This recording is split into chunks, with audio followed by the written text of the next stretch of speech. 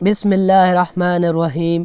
شعبان کا چاند دیکھ کر جو 3 مرتبہ یہ سورت پڑھتا ہے، اللہ فرشتوں کو حکم دیتا ہے میرے بندے کو فوراً خوش کرو۔ شعبان میں 5 حروف ہیں، شین عین بے الف نون۔ اس سلسلے میں بزرگان دین فرماتے کہ شین سے مراد شرافت یعنی بزرگی، عین سے مراد علو یعنی بلندی، بے سے مراد بارہ یعنی بالائی اور احسان، الف سے مراد الفت اور نون سے نور۔ گویا اس ماہ مبارک میں نیکیوں کی کثرت، خطاؤں کی مغفرت اور نزول برکت کا سلسلہ بڑھ جاتا ہے۔ حضور صلی اللہ علیہ وسلم فرماتے ہیں، مجھے جبریل علیہ السلام نے خبر دی کہ ماہ شعبان میں اللہ جل جلالہ رحمت کے 300 دروازے کھول دیتے ہیں۔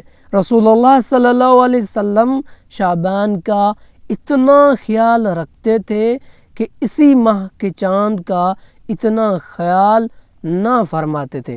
حضرت علی علیہ السلام فرماتے ہیں، جب شعبان کا چاند آسمان پر نمودار ہوتا تو اللہ تعالی حضرت میکائیل علیہ السلام کو حکم فرماتے ہیں کہ اپنے خزانوں کے منہ کھول دو اور زمین کی طرف دیکھو، اس لمحے جو کوئی مانگے اسے عطا کرو۔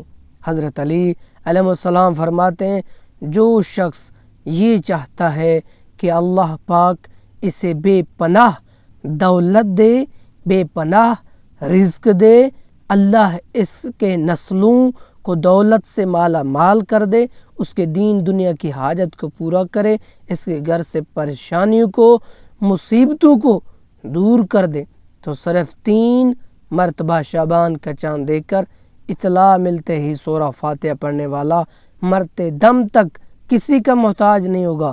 سورہ فاتحہ پڑھنے والے پر پورا سال اللہ کی رحمتیں برکتیں نازل ہوں گی۔ ناظرین، یہ وہ رات ہے جو دعاؤں کی قبولیت والی رات ہے۔ اس رات اللہ اپنے بندوں کی دعاؤں کو قبول فرماتا ہے اور وہ تمام خطاؤں کو بھی بخشنے والا ہے، اور بندے کی رحمت بڑی پیاری بڑی نگاہ سے دیکھتا ہے۔